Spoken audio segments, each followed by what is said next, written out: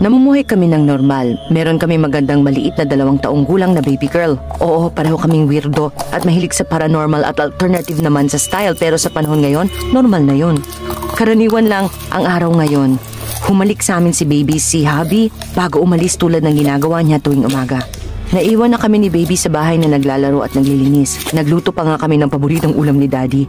Nag-out siya ng 6 PM at inaabot siya ng 15 na minuto para bumiyahe pa uwi. Kadalasan tumatawag siya sa akin at nag-uusap kami hanggang makauwi siya. Pero ngayon, na magsi-6 o'clock, tumunog ang doorbell. Sumilip ako at nakita ko ang asawa ko. Binuksan ko ang pinto at binhati ko siya. Hindi ko inaasahan na umuwi siya ng maaga dahil hindi siya tumawag. Ang sabi niya, "Oh, nakalimutan ko, honey." Nang magsalita siya, kinilabutan ako. Napansin ko agad na may kakaiba sa kanya. Pakiramdam ko para siyang nakakatakot na painting sa dingding. Nakakakilabot. Bukod pa doon, hindi niya ako tinatawag na honey sa 5 taon naming pagsasama. Napaparanoid lang ako kasi nung isang gabi nanood kami ng Invasion of the Body Snatchers at minsan dahil sa mga pelikulang yan, nagdududa na ako sa katotohanan. "Pwede mo ba akong papasukin, babe?" Ang sabi niya. Napatigil ako sa pag-iisip. "Sorry, baby." Binuksan ko ang pinto at pumasok siya. Imbis na dumiretso sa upuan kung saan lagi niyang tinatanggal ang kanyang sapatos, siya ay umupo sa sopa. Sobrang kakaiba. Tumakbo si baby papunta sa kanyang daddy para gawin ang laro nila pag umuwi si daddy. Pero pang palapit si baby, tumigil siya at tumakbo papunta sa akin. "Mag-hi ka sa daddy mo, sweetie." Nag-aalinlangan siya at tumingin sa akin pero nagsalita din siya. "Hi, daddy." Walang sinabing asawa ko at kumaway lang. "Pinagluto ka namin ng paborito mong ulam, babe." Tumingin ako sa kanya habang nakangiti. "Oh, ano yun?" Ang asawa ko ay parang isang malaking bata. Mahilig siyang kumain at alam naming parehas na ang paborito niyang ulam ay meatloaf at ang aking special mac and cheese. At hindi kailanman nagdiak ang baby ko sa ganun sa kanyang daddy. Sila ang mag-best friends. Buong araw siya naghihintay para makita ang daddy niya. Nilagay ko si baby sa high chair para kumain at umupo ako sa tabi niya. Nanatili lang sa sopa ang asawa ko. Nakaupo lang habang nakangiti, nakatitig sa nakapatay na TV. Tinignan ko siya mula sa kinaupuan ko. Ganun ba talaga kaitim ang kanyang mga mata? Yun ba ang suot niya nang umalis siya kanina umaga? "Nasaan yung susi mo, babe?" Tinanong ko siya. "Nasa bulsa ko," ang sagot niya. "Eh bakit ka pa nag-doorbell imbis na pumasok ka lang?" "Baka naiwan ko susi ko." Nagsimula akong maloka. Hindi ito ang asawa ko. Hindi ko alam kung sino itong lokong to, pero hindi ito ang ama ng anak ko. Sinabi ko kay baby na kailangan naming matulog ng maaga dahil pupunta kami kay lola kinabukasan ng umaga kahit hindi yun totoo. Binuhat ko si baby at dahan-dahan akong pumunta sa kwarto. "Good night, girls," ang sabi niya habang dinadaanan namin siya. Nang hindi niya na ako makita, tumakba ako papunta sa kwarto at nilak ang pinto. Nanood kami ni baby ng pelikula ngayon. Tinext ko ang asawa ko ng "I love you" para lang makita kung sasagot siya. Nag-reply siya ng "I love you too, baby. Uuwi na si daddy maya-maya. May tinatapos lang kami. I-kiss mo ko kay Bobby." Nalamig ako habang naiisip na merong isang tao sa bahay ko na nagpapanggap na asawa ko. Nandito ako sa kwarto, walang seguridad kasama ang aking pinakamamahal na anak at ang tanging bagay na nakaharang sa kanya o kung sino man yun ay isang pulgadang manipis na pinto. Nag-text uli ako sa asawa ko, pinaliwanag ko na merong tao sa bahay at hindi ako makatawag sa 911 sa takot marinig niya ako. 6:45 PM na at naririnig ko ang mga sirena ng pulis na papunta na sila rito. Pero nakikita ko siya. Nakikita ko ang kanyang mga paa sa ilalim ng siwang ng pinto. Ang tanging magagawa ko lamang ay umupo sa pinakasulok ng kwartos sa likod ng aparador habang natutulog ang anak ko sa aking kandungan.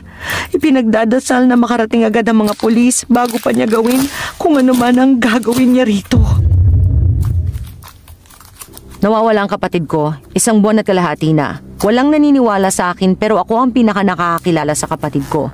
Laging nagbibiro si Natalia tungkol sa kung paano siya mawawala at walang taong makakaalam nun. Ibig sabihin, hindi siya tatawag o magte-text raw. Sa halip, ipapaalam niya lang kung ano man ang kanyang ginagawa kada linggo. Tuwing 2 linggo naman kung hindi ka masyadong close sa kanya. Di magandang biro yon pero lagi kasing nakikinig si Natalia sa true crime. Lagi niyang sinasabi sa akin na mapapansin lang ng mga tao kapag mahal na nila sa buhay ang nawawala sa loob ng ilang oras o magdamag. Hindi masyadong palakwento si Natalia, texter, caller. Ayaw niya ng mababaw na usapan kaya nagme-message lang siya kapag meron siyang sasabihin. Kapag natapos na ang usapan, wala ka nang maririnig sa kanya, maliban na lang kung may iba pa siyang iniisip. Lagi niyang sinasabi na walang makakaalam kung mawawala siya. Basta mawawala na lang siya at ang unang 48 na oras ay dadaan lang nang walang nakakaalam dahil wala siyang pagsasabihan. Nakakatawa sa una, pero ngayon nagkatotoo na. Akala ko mapapansin ng mga tao na parang hindi si Natalia ang nagte-text. O baka mapansin nila na sa halip na lowercase lahat, bigla siyang nagsimulang gumamit ng proper capitalization. O mapapansin nila na hindi niya gagamitin ang palayaw namin. Ako ang palaging kausap ni Natalia, kaya siguro ako lang ang nakakapansin ng mga maliliit na detalye. Sinubukan kong ipakita kay Mama, pero tutugon lang siya patungkol sa kung paano siya hindi palaging kinakausap ni Natalia. Dinaalala ko sa kanya na hindi talaga masyadong nagre-reply si Natalia. Sagot ni Mama na siya ang ina kaya dapat lang siyang kausapin araw-araw at bigla niyang binaba ang tawag. Sumunod ay sinubukan ko naman si Papa. Noon pa man ay mas gusto na talaga ni Natalia si Papa kaysa kay Mama. Mas gusto niya si Papa dahil ginagalang ni Papa ang kanyang space. Nagre-respetuhan sila na parehas silang busy. Kahit na may bagong asawa at anak si Papa, hindi niya kami tinatrato na iba. Kaya mas umaasa ako na mauunawaan niya.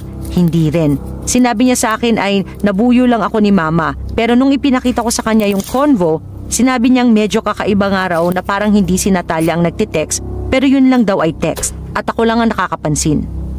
Iniisip ko ang unang hakbang sa kung paano sila tatanungin tungkol sa kanilang sasabihin.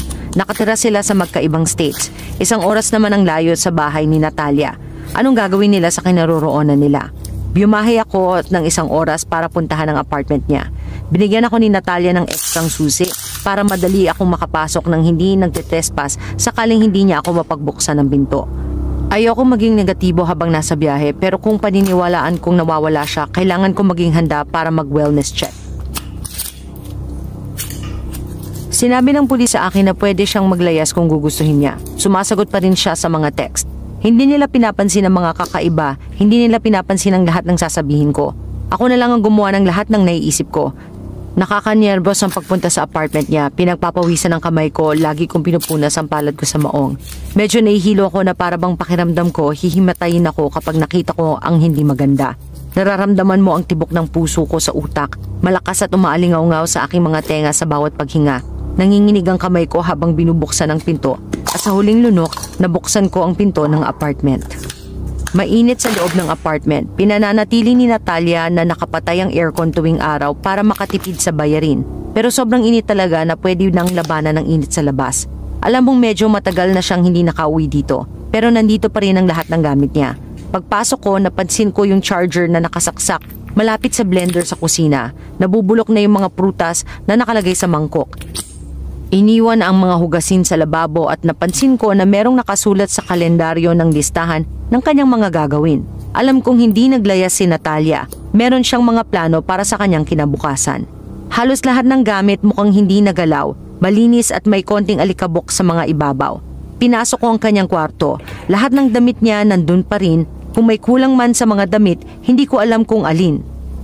Pero hindi ito sapat para siya mag-impake at maglayas. Maging ang kanyang maleta ay nandun pa rin sa kanyang aparador. Walang laman yung social security card at passport niya, nasa drawer, sa ibabaw lang ng kanyang birth certificate. Tinawagan ko ang pulis at sa wakas maaari na akong makapag-report. Sa palagay ko, sapat ng ebidensya ang nawawala na kotse at pitaka bukod sa nawawalang tao para tignan ang kaso. Pinakalma nila ako habang kine-question. Ipinakita ko sa kanila ang lahat ng ebidensya at ipinaliwanag ang schedule niya sa araw-araw para mas may pakita ko kung bakit nawawala ang kanyang pitaka at kotse. Mukhang sineryosa nila ako at naisip kong simulan na maglagay ng mga flyers na may mukha niya sa buong syudad o kahit na makipag-usap sa local media pero mali na naman ako. Hindi nagsisinungaling ang social media kapag sinabi nilang joke time ang mga pulis. Hindi rin nagsisinungaling si Natalia nang sabihin niyang tungkol sa kanyang mga kaso. Nangako silang titignan ito, binigyan ako ng case number at phone number na tatawagan. Wala akong nakuhang update sa loob ng 3 araw. Kaya noong tumawag ako at nagtanong, sinabi sa akin na hindi pa nila ito tinitignan. Kahit na sa oras na to, 2 linggo na siyang nawawala.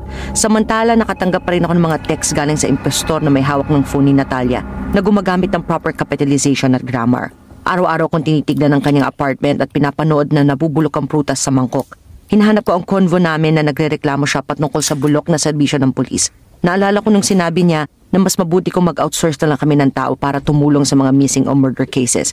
Doon ako nakahanap ng isang private investigator. Ang aking private investigator si Daniel Montgomery ay mas may pakinabang pa kaysa sa mga pulis. Nagsimula si Daniel sa kung saan-saan habang sa akin naman ang awareness work. Hindi ako makikita